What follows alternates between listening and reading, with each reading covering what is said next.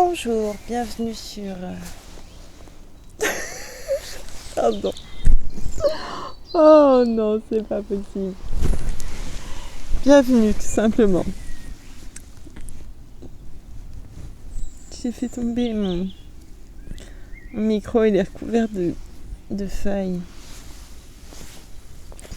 Très bien. Je vous retrouve aujourd'hui avec mes petits yeux et cet accoutrement pour vous lire l'Odyssée d'Homère, évidemment. Je dis évidemment, rien n'est évident. Le chant 20. J'ai froid. Ce fut dans l'avant-pièce que le divin Ulysse vint alors se coucher. Par terre et sur la peau fraîche encore de la vache, il entassa plusieurs toisons de ces brebis que, chaque jour, offraient aux dieux les Achéens. Quand il y fut couché, Eurynomée sur lui vint jeter une cape. Mais, songeant à planter des mots aux prétendants, il restait éveillé.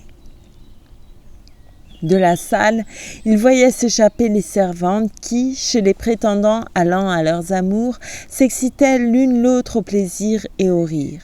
Son cœur en sa poitrine en était soulevé. Son esprit et son cœur ne savaient que résoudre. Allait-il se jeter sur elles, les tuer, ou, pour le dernier soir, laisserait-il encore ses bandits les avoir ? Tout son cœur aboyait. La chienne autour de ces petits chiens qui flageolent aboie aux inconnus et s'apprête au combat. Ainsi jappait son âme, indignée de ses crimes. Mais frappant sa poitrine, il gourmandait son cœur. Patience, mon cœur, ces chienneries bien pires qu'il fallut supporter le jour que le cyclope, en fureur, dévorait mes braves compagnons. Ton audace avisée me tira de cet antre où je pensais mourir. C'est ainsi qu'il parlait, s'adressant à son cœur. Son âme résistait, ancrée dans l'endurance, pendant qu'il se roulait d'un côté puis de l'autre, comme on voit un héros sur un grand feu qui flambe, tourner de ci, de là, une panse bourrée de graisse et de sang. Il voudrait tant l'avoir cuite tout aussitôt, ainsi il se roulait, méditant les moyens d'attaquer à lui seul cette foule éhontée. Mais voici qu'Athéna se présentait à lui, venue du haut du ciel, sous les traits d'une femme, et lui disait ces mots, debout à son chevet. « Pourquoi veiller toujours, ô toi, le plus infortuné de tous les hommes ? N'as-tu pas maintenant ton foyer, ta femme, et ce fils que pourraient envier tous les pères ?» Ulysse l'avisé lui fit cette réponse. « Déesse, en tout cela, tes discours sont parfaits, mais ce qu'au fond de mon esprit, je cherche encore, c'est comment, à moi seul, mes mains pourront punir cette troupe éhontée qui s'en vient chaque jour envahir ma maison. Et souci bien plus grand, si je tuais ces gens avec l'assentiment de ton père et le tien, mon cœur voudrait savoir où me réfugier. Pense-y, je te prie. » La déesse aux yeux pères, Athéna, répondit. Pauvre ami, les humains mettent leur confiance en des amis sans force, en de simples mortels qui n'ont pas grand esprit.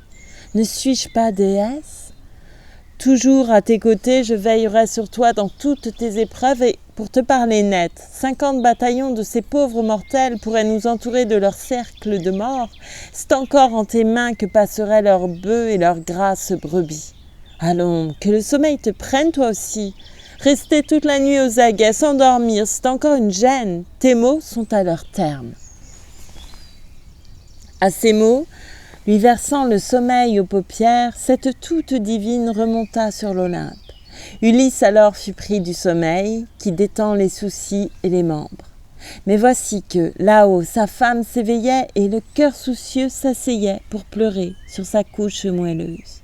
Elle pleura longtemps pour soulager son cœur, cette femme divine. Puis ce fut Artémis qu'elle invoqua. « Fille auguste de Zeus, Artémis, ô déesse, viens me percer le cœur de l'une de tes flèches, viens me prendre la vie, à présent, tout de suite. Ou qu'ensuite les vents, par la voix des nuées, m'enlèvent et m'emportent pour me jeter au bord où l'océan reflue. Fille de Pandéréus, les vents ainsi vous prirent. Vos parents étaient morts, enlevés par les dieux, et vous étiez restée au manoir, orpheline. La divine Aphrodite alors vous nourrissait de fromage, de miel suave et de vin doux. Et Rame était en vous, plus qu'en toutes les femmes, la beauté, la raison et la chaste Artémis vous donnaient la grandeur, et Pallas Athéna l'adresse aux beaux ouvrages. Mais un jour, Aphrodite, au sommet de l'Olympe, vint demander pour vous un heureux mariage à Zeus, le brandisseur de foudre, qui connaît le destin malheureux ou joyeux des mortels. Et c'est alors que les harpies vous enlevèrent pour vous remettre aux soins des tristes Érinies. Que tout pareillement me fasse disparaître les dieux, les habitants des manoirs de l'Olympe, que me transperce Artémis aux belles boucles, mais du moins qu'en l'horreur du monde souterrain j'aille revoir Ulysse, pour que je n'aie jamais à contenter les vœux d'un moins noble héros. Encore est-il au mot quelque adoucissement, quand, pleurant tout le jour sous le poids des tristesses, on a du moins les nuits où le sommeil nous prend et, nous fermant les yeux, vient nous faire oublier la vie, bonne ou mauvaise. Mais moi, le ciel m'afflige encore de mauvais songes. Cette nuit, il était à dormir près de moi. Je le retrouvais tel qu'il partit pour l'armée. Quelle joie dans mon cœur! Car je croyais l'avoir en chair, non pas en songe. Elle parlait ainsi, et l'aurore montait sur son trône doré. Or la voix de sa femme en pleurs était venue jusqu'au divin Ulysse. Pensif, il écouta. Son cœur se figura qu'il était reconnu, qu'elle allait apparaître debout à son chevet. Couverture et toison, il rassembla son lit et le posa sur l'un des fauteuils de la salle, puis emporta la peau de vache dans la cour et, main levée, il fit à Zeus cette prière. Si les dieux, Zeus le Père, à travers tant de maux et sur terre et sur mer, m'ont voulu ramener enfin dans mon pays, fais qu'en cette maison, un mot soit prononcé par les gens qui s'éveillent et qu'un signe de toi apparaisse au dehors. Sitôt qu'il eut parlé, le Zeus de la sagesse accueillit sa prière. Soudain, la foudre emplit la gloire de l'Olympe du profond des nuées, et le divin Ulysse eut de la joie au cœur, et du logis tout proche, une femme parla. Car le pasteur du peuple avait en son moulin 12 femmes peinant à moudre orges et blés qui font le nerf des hommes. Les 11 autres dormaient, ayant broyé leurs grains. Une seule n'avait pas achevé sa tâche. Elle était la plus faible. En arrêtant sa meule, ce fut elle qui dit, présage pour son maître. « Ô Zeus le Père, roi des dieux et des humains, dans les astres du ciel, quel éclat de ta foudre! Pourtant, pas un nuage, c'est un signe de toi. Alors exauce aussi mon vœu de pauvre femme, fais que les prétendants, ce manoir d'Ulysse, viennent prendre aujourd'hui le dernier des derniers de leur joyeux festin. Ils m'ont brisé le cœur et rompu les genoux à moudre leur farine, qu'ils dînent aujourd'hui pour la dernière fois. » Et ce cri de la femme et la foudre de Zeus rendirent le divin Ulysse tout joyeux. Il comprit qu'il allait moudre aussi sa vengeance. Le jeu de l'arc. Accourue à travers le beau manoir d'Ulysse, la troupe des servantes ranimait au foyer la danse de la flamme, quand, sortant de son lit, Télémaque apparut. Cet homme égal aux dieux avait mis ses habits, passé son glaive à pointe autour de son épaule, chaussé ses pieds luisants de ses belles sandales et pris sa forte lance à la pointe de bronze. Au seuil, il s'arrêta et dit à Euryclée : « Nourrice, qu'a-t-on fait pour bien traiter notre hôte ? A-t-il trouvé chez nous le lit et le coucher ? Ou l'auriez-vous laissé sans prendre soin de lui ? Car je connais ma mère, et cette âme si sage est parfois étonnante pour tirer du commun des mortels la canaille et, sans égard, chasser les plus honnêtes gens. » La nourrice Euryclée lui fit cette réponse. « Aujourd'hui, mon enfant, ne la mets pas en cause, ce serait injustice. Du vin, il est resté à boire son comptant. Du pain lui fut offert, mais il n'avait pas faim. Quand l'heure fut venue du lit et du sommeil, ta mère a dit aux femmes d'aller dresser un cadre.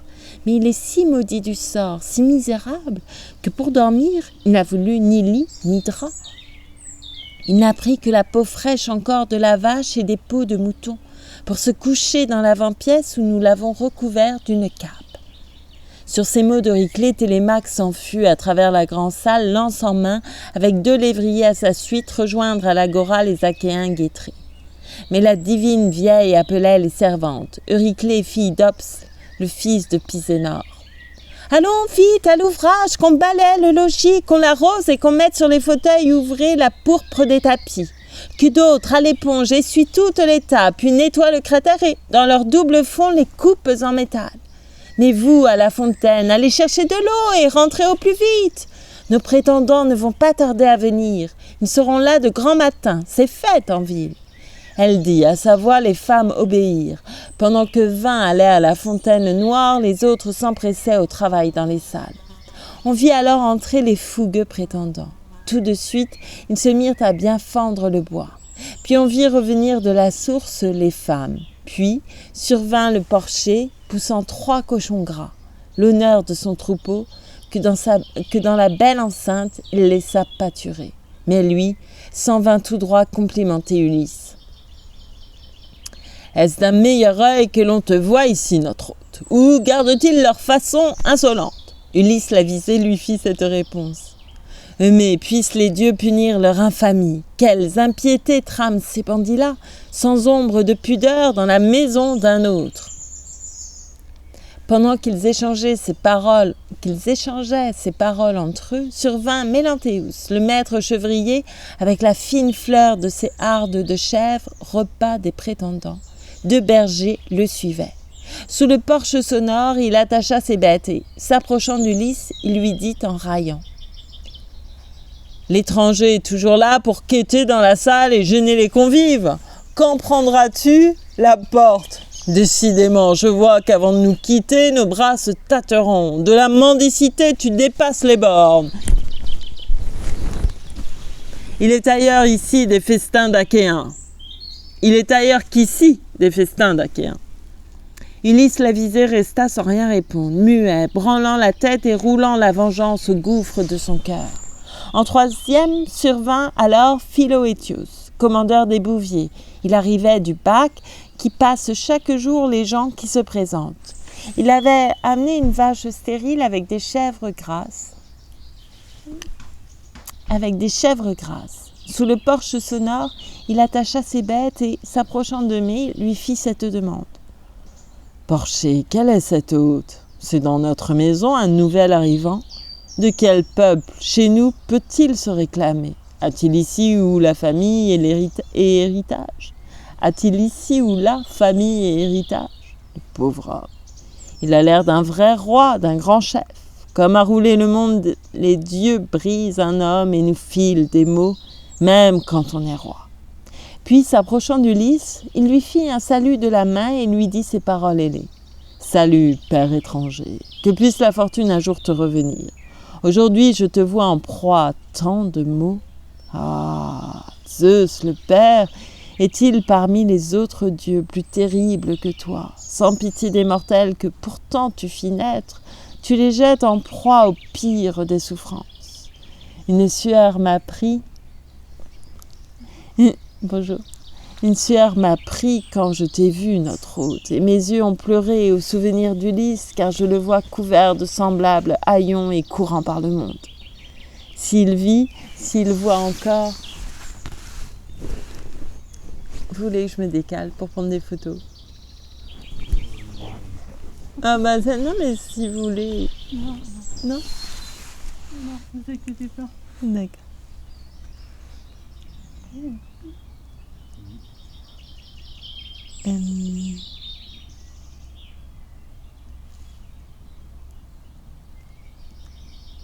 Sans pitié des mortels que pourtant tu fis naître, tu les jettes en proie au pire des souffrances. Une sueur m'a pris quand je t'ai vu, notre hôte, et mes yeux ont pleuré au souvenir d'Ulysse, car je le vois couvert de semblables haillons et courant par le monde. S'il vit, s'il voit encore la clarté du soleil, mais si la mort l'a mis aux maisons de l'Hadès, je veux pleurer toujours cet Ulysse éminent, qui me prit tout enfant pour lui garder ses bœufs au champ Képhaléniote.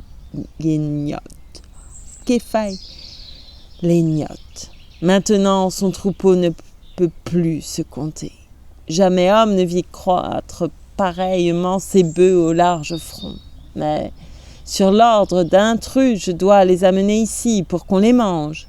Et son propre manoir, sans pitié pour son fils, sans pensée pour les dieux et pour leur châtiment, il ne compte déjà que partager les biens du maître disparu.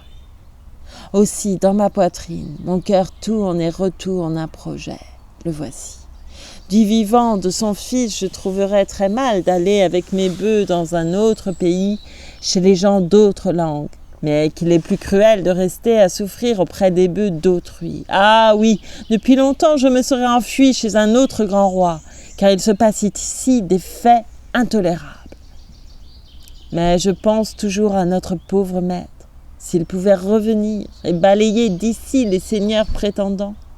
Ulysse l'avisé lui fit cette réponse. « Écoute-moi, Bouvier, car tu n'as pas la mine d'un sot ni d'un vilain, et je vois qu'en ton cœur peut entrer la sagesse. Donc écoute mon dire et mon plus grand serment. Que Zeus soit mon témoin avant tout autre dieu, et ta table, ô mon hôte, comme aussi le foyer de l'éminente Ulysse, où me voici rendu. Si tu restes séant, je jure que séant, tu reverras Ulysse. Oui, si tu le désires, tu verras de tes yeux la mort des prétendants qui font ici la loi. » Le maître des bouviers lui fit cette réponse. « Étranger, que le fils de Cronos accomplisse ce que tu nous dis là. Tu verrais ce que vaut et mon bras et ma force. » Eumée pareillement invoquait tous les dieux pour le retour du sage Ulysse en sa demeure. Pendant qu'ils échangeaient ces paroles entre eux, les prétendants tramaient la mort de Télémaque. Mais voici qu'à leur gauche apparut le présage, un aigle qui montait vers l'azur en tenant une pauvre colombe. Amphinomos prit donc la parole et leur dit « Amis, notre projet ne réussira pas, Télémaque vivra, ne songeons qu'au festin. » Il dit, tous d'approuver ces mots d'Amphinomos. Chez le divin Ulysse, aussitôt ils rentrèrent pour poser leurs manteaux aux sièges et fauteuils. On abattit de grands moutons, des chèvres grasses, des pourceaux gras à lard et la vache des prés. On fit cuire, on trancha les premières grillades, on mélangea le vin dans le cratère. Eumée distribua les coupes, et quand Philoétios, le grand chef des bouviers, eut réparti le pain dans les belles corbeilles, ce fut Mélantios qui servit des chansons vers les morceaux de choix préparés et servis. Ils tendirent les mains. Dans la salle trapue, auprès du seuil de pierre, Télémaque à dessein avait mis pour Ulysse une petite table avec un pauvre siège. Il l'avait installée et servie de grillade. Il lui versait du vin dans une coupe d'or et lui disait ces mots. « Reste assis maintenant à boire avec les hommes. À moi de te garder de l'insulte et des coups des seigneurs prétendants. Cette maison n'est pas une place publique. C'est la maison d'Ulysse et j'en suis l'héritier. Aussi bien, prétendant, modérez votre humeur. Ni menace ni coups si vous ne voulez pas de querelles et de rixes. » Il dit. Tous s'étonnaient, les dents plantées aux lèvres, que Télémaque osa leur parler de si haut. Antinos, le fils d'Eupythès, répliqua. « Laissons passer le mot, si pénible qu'il soit. Vous avez entendu comment il nous menace ? Ah, le fils de Cronos, Zeus ne l'a pas voulu. Sinon, voilà longtemps déjà que nous l'aurions fait taire en son manoir, ce crieur d'Agora. » Il dit. Mais Télémaque écoutait, impassible. Les héros ce jour-là conduisaient par la ville une sainte hécatombe vers le bois d'Apollon où, pour fêter le dieu qui lance au loin ses flèches, le peuple aux longs cheveux s'assemblait sous l'ombrage. On retira du feu les grosses viandes cuites, on y trancha les parts et l'on fut à la joie de ce festin superbe. Ceux d'entre eux qui servaient mirent devant Ulysse un morceau tout semblable à celui qu'ils s'étaient eux-mêmes adjugé, car le fils du divin Ulysse, Télémaque, en avait donné l'ordre. Mais Pallas Athéna ne mettait fin ni trêve aux cuisantes insultes des fougueux prétendants. La déesse voulait que le fils de Laërte, Ulysse, fût mordu plus avant jusqu'au cœur. Parmi les prétendants, il était une brute du nom de Stésippos. Il habitait Samé et comptait sur ses biens immenses pour gagner la main de Pénélope en l'absence d'Ulysse. Au prétendant sans frein, ce fut lui qui parla. « J'ai 2 mots à vous dire, ô fougueux prétendants. L'hôte a depuis longtemps reçu sa part entière, et c'est fort bien ainsi. Il ne serait ni bon ni juste qu'on manquât d'égard envers les autres, car à son gré, Télémaque accueille en ce logis. Mais je veux, moi aussi, lui faire mon cadeau, qu'il pourra reporter soit au garçon de bain, soit à quelqu'un des gens qui servent au manoir de ce divin Ulysse. Il dit, sa forte main avait, dans la corbeille, saisi un pied de bœuf qu'il lança contre Ulysse. D'un simple écart de tête, Ulysse l'évita, puis sourit en son cœur d'un rire sardonique. Le pied s'en fut tapé dans l'épaisse muraille. Télémaque aussitôt gourmanda Ctésippos. Ctésippos, que ton cœur tienne pour une chance d'avoir manqué mon hôte et qu'il se soit garé. Car moi, je t'envoyais en plein cœur cette pique et ton père aurait eu à donner le banquet, mais pour tes funérailles et non pas pour ta noce. Je ne veux plus chez moi de ces indignités. Je suis d'âge à tout voir, je comprends bien des choses et le bon et le pire. Je suis sortie d'enfance et pourtant quel spectacle il me faut endurer. Mes moutons égorgés et mon vin englouti et mon pain dévoré, sans pouvoir à moi seul lutter contre le nombre. Mais allons, renoncez à ces actes de haine ou, si c'est votre plan de me tuer moi-même à la pointe du bronze, j'y verrai tout profit. J'aimerais mieux mourir que voir s'éterniser en ce manoir si beau ces actions indignes, mes hôtes maltraités, mes femmes de service traînées au déshonneur. Il dit, tous se taisaient. Mais après un silence, Agélaos, le fils de Damastor, reprit.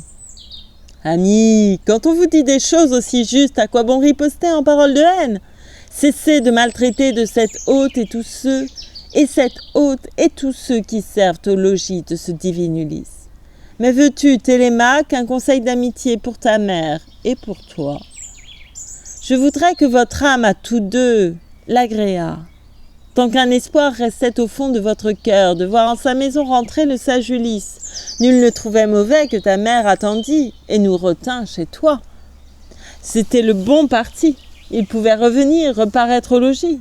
Mais aujourd'hui, c'est clair, il ne reviendra plus. Donc va trouver ta mère et dis-lui bien cela, d'épouser le plus noble et le plus généreux.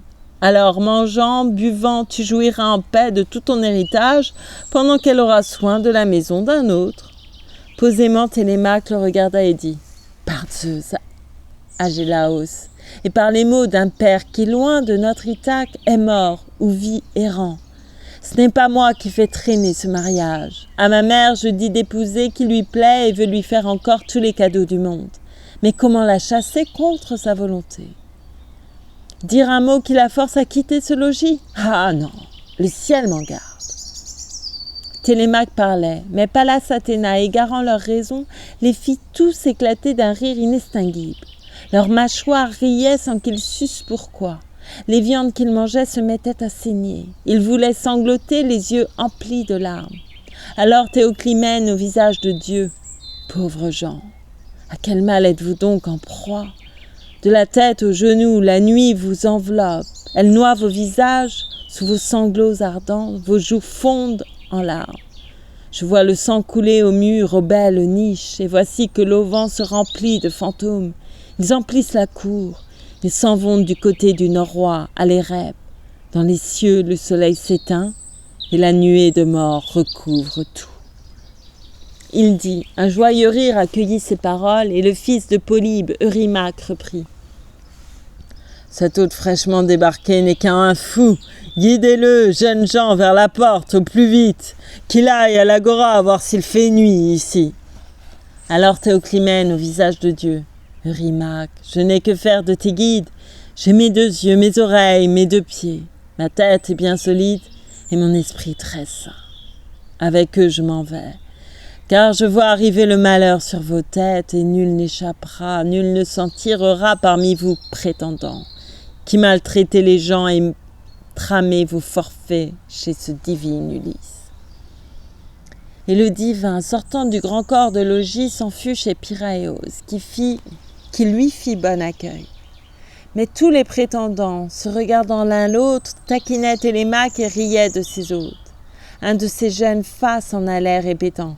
Télémaque, on n'est pas plus malheureux en hôte. Regarde celui-là, un vagabond, un gueux, qui veut du vin, du pain, mais du travail, jamais. pas la moindre énergie, un poids mort sur la terre. Et l'autre qui se lève et qui fait le devin. Écoute-moi, voyons, et prends le bon parti. Jetons ces étrangers sous les bancs d'un navire et qu'on aille en Sicile en tirer un bon prix, il dit. Mais Télémaque écoutait, impassible. Muet, il regardait son père, ne sachant quand il voudrait enfin mater leur impudence.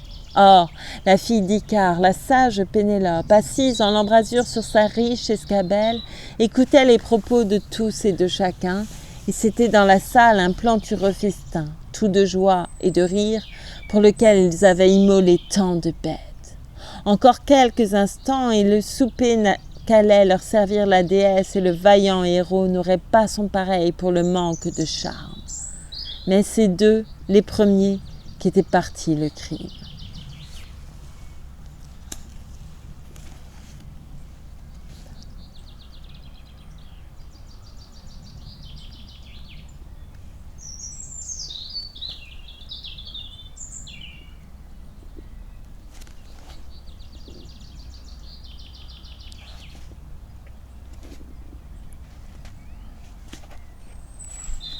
C'est alors qu'Athéna, la déesse aux yeux pères, vint mettre dans l'esprit de la fille, chant 21. C'est alors qu'Athéna, la déesse aux yeux pères, vint mettre dans l'esprit de la fille d'Icare d'offrir aux prétendants l'arc et les fers polis dans le manoir d'Ulysse, jeu et début du meurtre.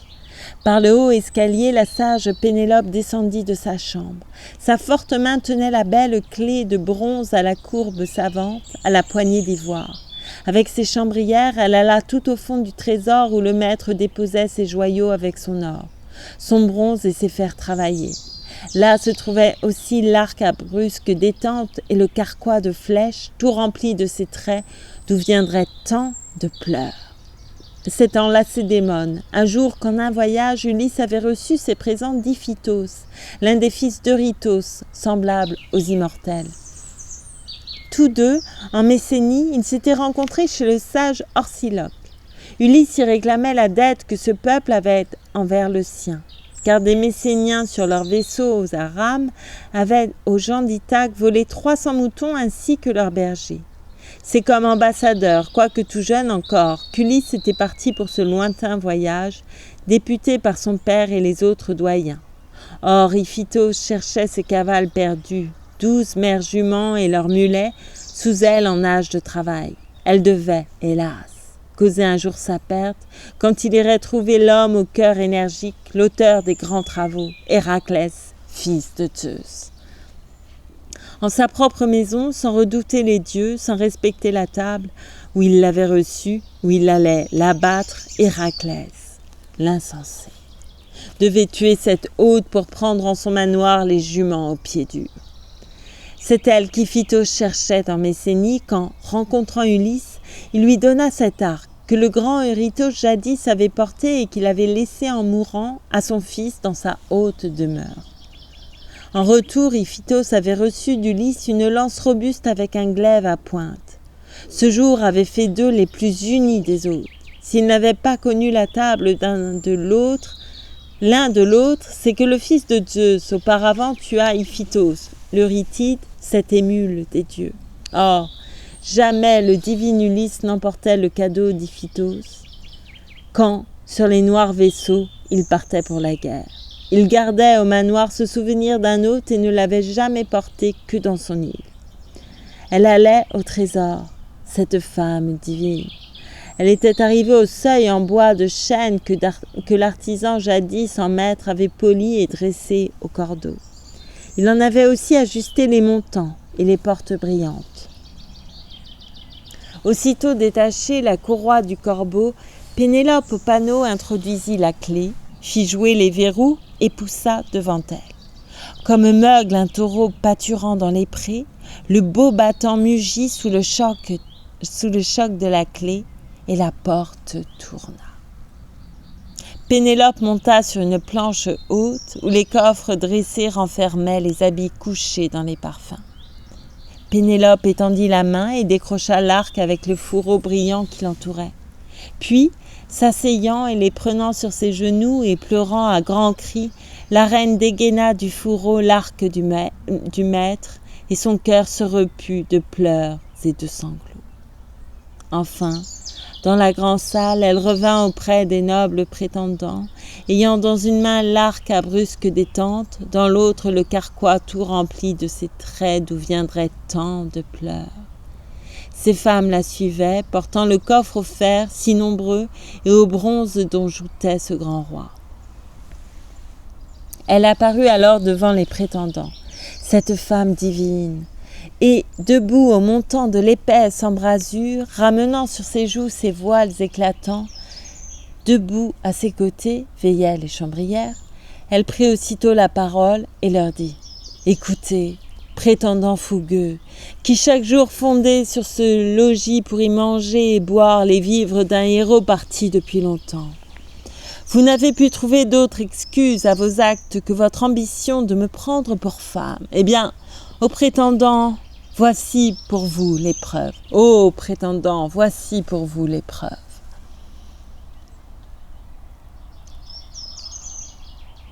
Oui, voici le grand arc de mon divin Ulysse.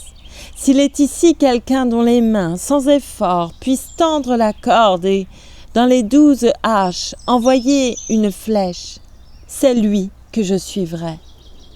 Quittant cette maison, ce toit de ma jeunesse, si beau, si bien fourni, que je crois ne jamais oublier, même en songe.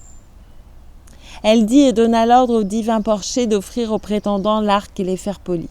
Eumée vint en pleurant les prendre et les offrir. Dans son coin, le bouvier pleurait aussi en revoyant l'arme du maître.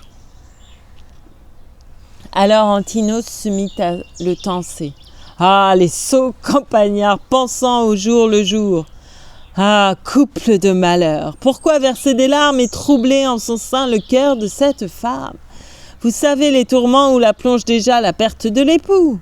Si vous voulez rester à table, taisez-vous. Si vous voulez pleurer, sortez. Mais posez l'arc. Laissez aux prétendants cette lutte anodine, car cet arc bien poli, je ne crois pas qu'on puisse aisément le bander. Non, ce n'est pas ici, parmi tous ces convives, qu'Ulysse a son rival. Je l'ai vu de mes yeux et toujours m'en souviens. J'étais pourtant bien jeune.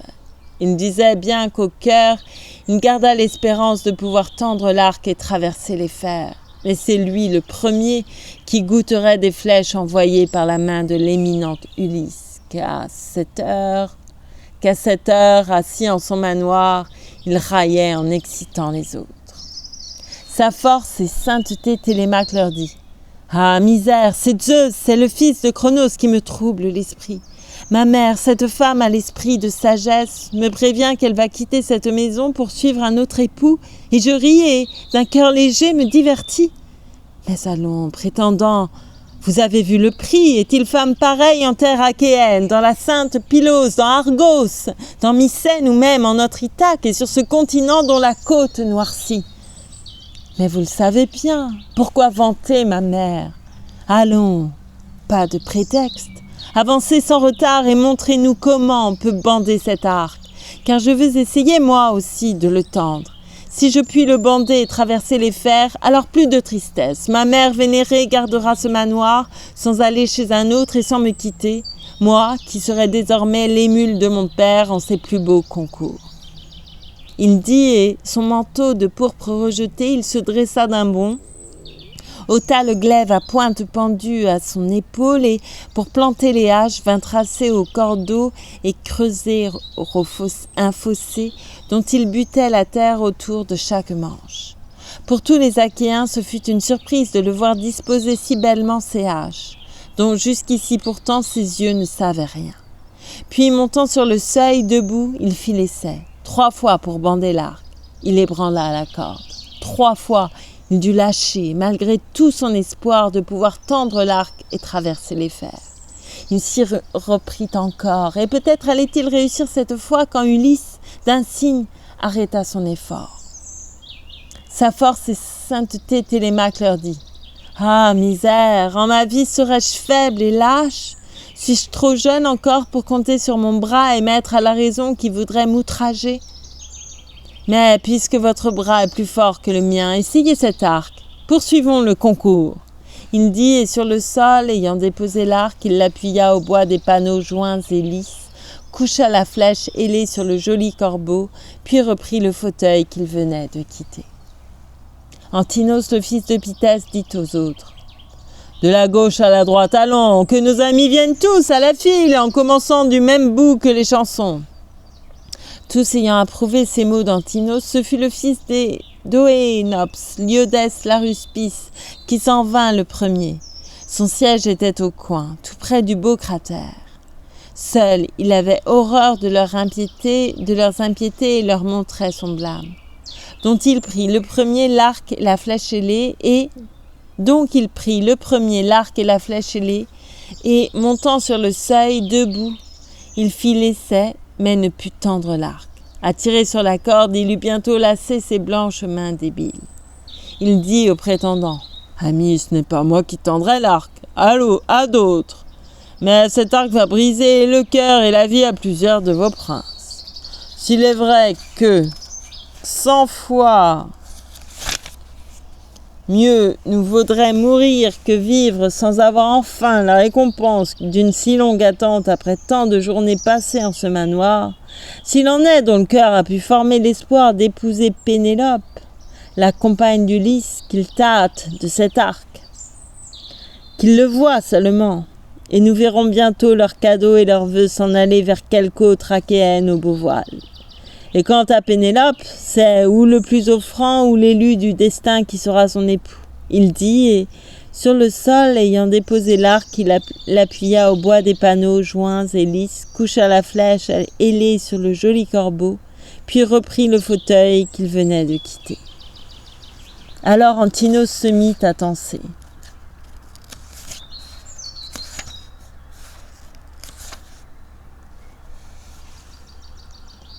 Quel mot s'est échappé de l'enclos de tes dents?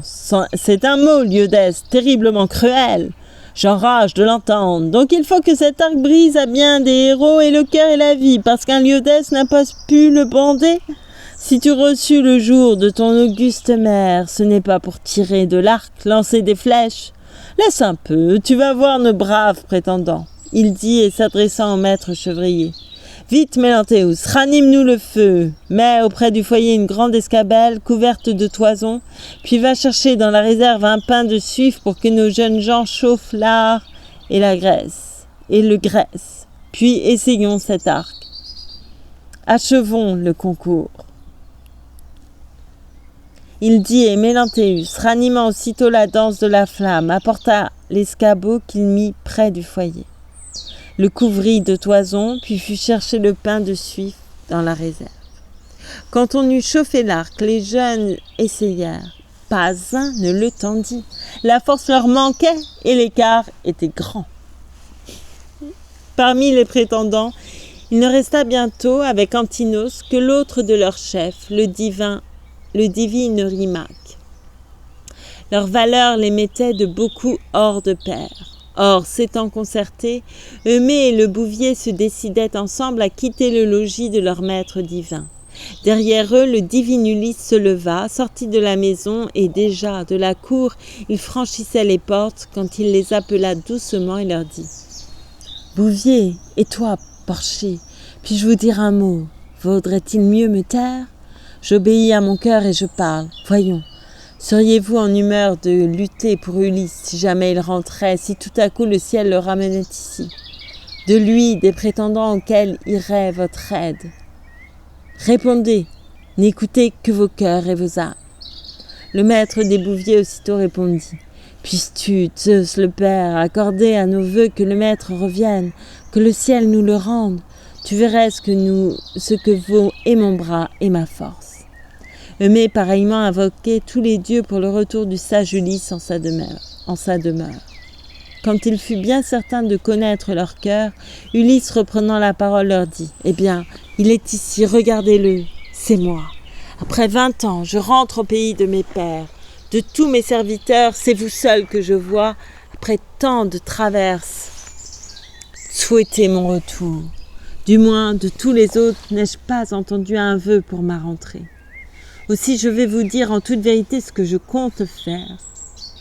Si quelque jour un dieu jette sous ma vengeance les nobles prétendants, je vous marie tous deux, je vous donne des biens, je vous bâtis une maison près de la mienne, et pour moi, désormais, vous êtes les amis, les frères de mes fils.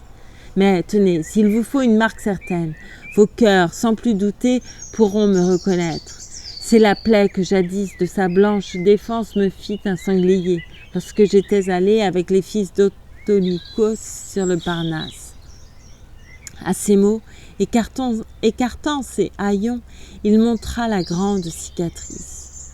Après l'avoir bien vue, avoir bien recherché leurs souvenirs du maître, ils jetèrent leurs bras autour au cou du sage Ulysse et, tout en pleurs, avec amour, ils le baisaient au front, sur les épaules, et le maître en retour les baisait tous les deux sur le front et les mains. Et le soleil couchant eût encore vu leurs pleurs si, pour les arrêter, Ulysse n'avait dit « Laissez larmes et cris, car il ne faudrait pas que, sortant de la salle, un de leurs gens nous vît et retournât le dire. Rentrons l'un après l'autre, et non pas tous ensemble. Moi d'abord, vous ensuite, et me refusez mon arc et mon carquois. Et veillez au signal. Car ces fiers prétendants vont tous me refuser mon arc et mon carquois. Alors, divine Mée, à travers la grande salle, viens m'apporter cet arc à moi-même, en main propre. Puis tu diras aux femmes de fermer sur la salle leurs portes en bois plein, et si l'on entendait ou des cris ou des coups dans notre enclos des hommes, que pas une au dehors ne sorte, et pas un mot, mais qu'on reste au travail. Je te demande à toi, divine Philothéos, de veiller au portail de la cour. Ferme-le, mets prestement la barre et noue-la d'une corde. Sur ces mots, il rentra au grand corps du logis et reprit l'escabeau qu'il venait de quitter, et bientôt après lui, les deux bergers rentraient chez le divin Ulysse. L'arc était maintenant dans les mains d'Eurymaque. Il le tournait de ci de là pour le chauffer à la lueur du feu, mais sans pouvoir le tendre, et son cœur glorieux éclatait de colère. En gémissant, il dit enfin et déclara que je souffre, ah misère, et pour moi et pour tous. Ce n'est pas tant l'hymen qui cause mes regrets. Je sais, en mon dépit, bien d'autres Achéennes, soit dans cette cité d'Ithaque entre deux mers, soit dans les autres villes. Mais voir notre vigueur dépassée de si loin par le divin Ulysse, et que pas un de nous n'ait pu tendre son arc. Quelle honte pour nous jusque dans l'avenir. Antinos, le fils de Pitthès, répliqua « Non, il n'en sera rien, Eurymaque. Oublies-tu quelle fête aujourd'hui célèbre notre peuple? Tu sais de quel dieu? Comment tirer de l'arc aujourd'hui? Rien à faire, mais que toutes les haches restent ainsi plantées. Personne ne viendra les enlever. Je pense en voulant pénétrer dans la salle d'Ulysse chez le fils de Laërte. Allons, que les chansons nous remplissent les coupes, que l'on fasse l'offrande, puis posons l'arc courbé. Mais pour demain, donnez au maître chevrier l'ordre de nous fournir la fleur de ses troupeaux en l'honneur d'Apollon, du glorieux archer. Nous brûlerons les cuisses et, reprenant l'essai, finirons le concours. Tous ayant approuvé ces mots d'Antinos, les héros leur versèrent à laver sur les mains la jeunesse remplie jusqu'au bord les cratères. Pour les libations, on versa dans les coupes, chacun fit son offrande et but tout son content. Ayant sa ruse en tête, Ulysse l'avisé prit alors la parole. « Écoutez, prétendants de la plus noble reine, voici ce que mon cœur me dicte en ma poitrine. Mais d'abord, Eurymaque et toi, Antinos au visage de Dieu, j'aurais une prière. Tu viens de prononcer une sage parole en disant qu'aujourd'hui, il vaut mieux laisser l'arc et s'en remettre aux dieux. Demain, ils donneront la force à qui leur plaît. Mais voyons, prêtez-moi cet arc au beau poil. Je voudrais essayer la vigueur de mes mains, voir s'il me reste encore un peu de cet arc au beau poli. Je voudrais essayer la vigueur de mes mains, voir s'il me reste encore un peu de cette force qui jadis se trouvait en mes membres alertes, ou si la vie errante et le manque de soins me l'ont déjà fait perdre. Il dit, mais le courroux des autres éclata. Si le vieux allait tendre cet arc au beau poli, Antinos prit la parole et le tensa. Tu n'as plus ta tête, ô le plus gueux des autres. Que te faut-il encore? En noble compagnie, sans le moindre travail, tu sièges au festin, tu prends de tous les plats et tu peux écouter nos dires et propos. Jamais un étranger, un mendiant put-il entendre ainsi nos dires. Le vin au goût de miel t'a donc porté un coup? Tu n'es pas le premier qui l'ait conduit à mal pour l'avoir engouffré sans garder la mesure. C'est le vin qui tourna l'esprit d'Orition. Ce centaure fameux était chez les Lapites dans le manoir du valeureux Pirithos. Il laissa dans le vin sa raison. Sa folie emplit de ses forfaits la maison de son hôte. Les héros en fureur se jetèrent sur lui. On le traîna dehors, dans la rue, hors du porche. D'un bronze sans pitié, on moissonna sur lui son nez et ses oreilles. Et lui, l'esprit toujours aveuglé, s'en alla, ne rêvant que vengeance en son cœur affolé. Il en vint cette guerre entre hommes et centaures, où, le premier de tous, succomba cet ivrogne. Or, moi, si tu bandais cet arc, je te prédis un malheur aussi grand. Ne compte plus trouver d'appui en ce pays. Au fond d'un noir vaisseau, nous t'enverrons d'où rien ne te puisse sauver, chez le roi Ékétos, fléau du genre humain. Tiens-toi tranquille et bois, sans chercher des rivaux parmi cette jeunesse. Mais Pénélope, alors la plus sage des femmes, je crois, Antinos, qu'il n'est ni beau ni juste que l'on manque d'égard à l'autre, quel qu'il soit, que mon fils a chez lui. Mais regarde cet homme. Si grâce à la vigueur de son bras, il tendait, lui, le grand arc d'Ulysse, crois-tu qu'en sa maison il pourrait m'emmener et m'avoir pour compagne? Mais lui-même, en son cœur, n'eut jamais cet espoir. Non, que pas un de vous ne s'en fasse un chagrin. Vous pouvez banqueter, rien n'est plus impossible. Eurymaque, le fils de Polybe, intervint. « Mais non, fille d'Icare, au sage Pénélope, jamais nous n'avons cru qu'il pourrait emmener. C'est si peu vraisemblable. Mais nous serions moins vaillants. Mais nous serions honteux d'entendre hommes et femmes et jusqu'aux moins vaillants des Achéens nous dire « Ces gens sans vigueur, d'un héros éminent, ils recherchent l'épouse et ne peuvent bander son arc au beau poli. » Alors qu'un mendiant qui passe, un vagabond, tend sans peine la corde et traverse les fers. Voilà ce qu'on dirait pour notre déshonneur. Mais Pénélope, alors, la plus sage des femmes, « Eurymaque, tu veux que le peuple vous loue lorsque, sans respecter la maison du héros, vous venez la manger? Ou voyez-vous en tout ceci le déshonneur? Non, regardez cet hôte, il est grand, bien bâti. Il se flatte d'avoir un père de sang noble. Allons, donnez-lui l'arc au beau poli. Voyons s'il arrive à le tendre.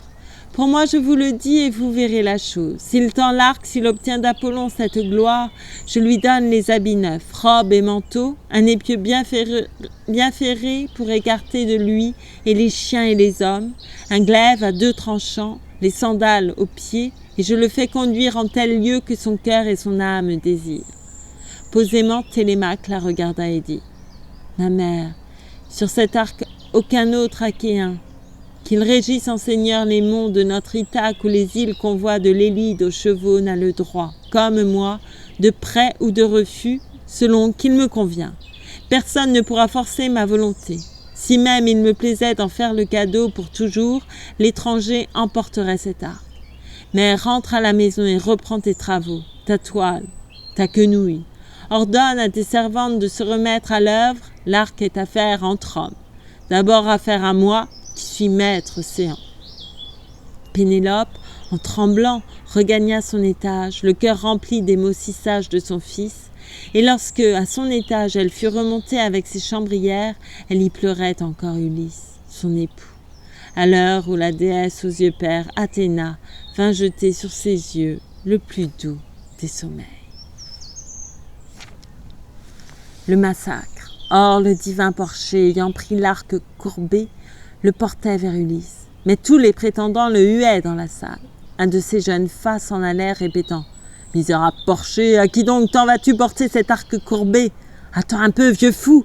Auprès de tes pourceaux, abandonnés de tous les chiens coureurs que tu nourris te mangeront, si jamais Apollon et tous les autres dieux daignent nous écouter. » Il disait. Le porcher qu'effrayait tant et tant les huées dans la salle remit l'arc en sa place. Mais Télémaque alors lui cria des menaces. « Vieux frère, avance donc, va lui porter cet arc !» Il t'en cuirait bientôt d'écouter tous ces gens. Je vais te reconduire au champ à coups de pierre, car je suis ton cadet, mais non pas le moins fort. Si j'étais aussi sûr que ma force et mon bras l'emportent sur tous ceux qui sont dans cette salle, ma colère en mettrait à la porte plus d'un, car je connais leur trame. Il me dit, et tous les prétendants en joie de rire et contre Télémaque, leur colère perdit un peu de son aigreur. Le porcher reprit l'arc. À travers la grande salle, il s'en fut le remettre aux mains du sage Ulysse. Puis, ayant appelé la nourrice Euryclée au dehors, il lui dit « Télémaque t'ordonne, oh très sage Euryclée, de fermer sur la salle vos portes en bois plein. Et si vous entendez ou des cris ou des coups dans notre enclos des hommes, que pas une au dehors ne sorte et pas un mot, mais restez au travail. » Il disait, sans qu'un mot s'envolât de ses lèvres, la nourrice ferma la porte entre la salle et le corps du logis. Le bouvier en silence avait quitté la salle et, le long de l'enceinte, avait couru fermer le portail de la cour. D'un câble de byblos qu'il trouva dans l'entrée, c'était l'amarre d'un navire à 2 gaillards. Il lia les 2 barres, puis rentra dans la salle et, les yeux sur Ulysse, il reprit l'escabeau qu'il venait de quitter.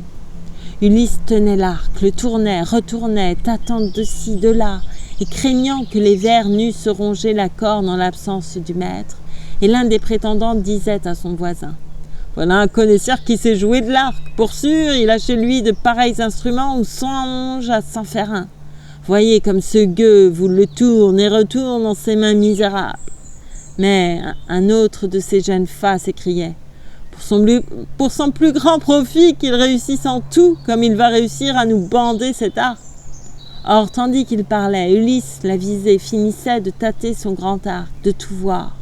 Comme un chanteur qui sait manier la cithare, tend aisément la corde neuve sur la clé et fixe à chaque bout le boyau bien tordu, Ulysse alors tendit, sans effort, le grand arc.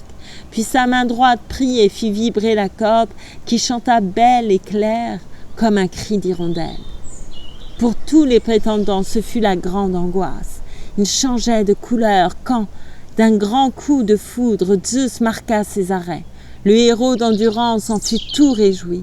Il avait bien compris, cet Ulysse divin, que le fils de Cronos, aux pensées tortueuses, lui donnait ce présage. Il prit la flèche ailée qu'il avait toute nue, déposée sur la table. Les autres reposaient dans les creux du carquois, celle dont tâteraient bientôt les Achéens. Il l'ajusta sur l'arc, prit la corde et l'encoche et, sans quitter son siège, il tira droit au but. D'un trou à l'autre trou, passant toutes les haches, la flèche à lourde pointe sortit à l'autre bout, tandis que le héros disait à Télémaque « En cette grande salle où tu le fis asseoir, ton hôte, ô Télémaque, fait-il rire de toi? Ai-je bien mis au but? Et pour tendre cet arc, ai-je fait trop d'efforts? Ah, ma force est intacte, quoique les prétendants m'aient pu crier d'insultes. Mais voici le moment. Avant qu'il fasse nuit, servons aux Achéens un souper que suivront tous les jeux de la voix et ceux de la cithare, ces atours du festin. » Et des yeux, le divin Ulysse fit un signe et son fils aussitôt, passant son glaive à pointe autour de son épaule, reprit en main sa lance qui dressait près de lui, à côté au fauteuil, la lueur de sa pointe. Et c'est la fin du chant 21. Bien voilà, c'était une lecture très accidentée. Mais j'ai des tout petits yeux, pleins de fatigue.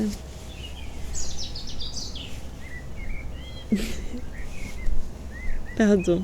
Tout à l'heure, j'ai ri, je me suis dit que qu'Homère devait vraiment aimer manger et boire parce que je crois que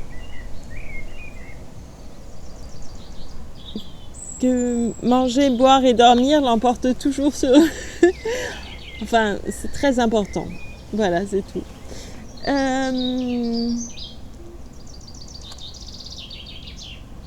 Et je ne sais pas, avec tout ce qu'ils mangent, comment ils font pour pouvoir bouger après, tout simplement. Pardon. Voilà, des considérations très pragmatiques. Je vous remercie beaucoup. Je suis très fatiguée. Là, oui, je suis très fatiguée. J'aimerais bien que Pallas Athéna vienne me fermer les yeux un peu. Pas maintenant, il faut que je sois alerte, mais ce soir, pour une belle nuit de sommeil, je me réveille en pleine forme demain. Formidable. Voilà, c'est ce que je vous souhaite aussi, une belle nuit de sommeil et du soleil. Voilà. Je vous remercie beaucoup et je vous dis à très bientôt. Et pardon pour les bruits, les frottements que j'ai encore fait. Merci.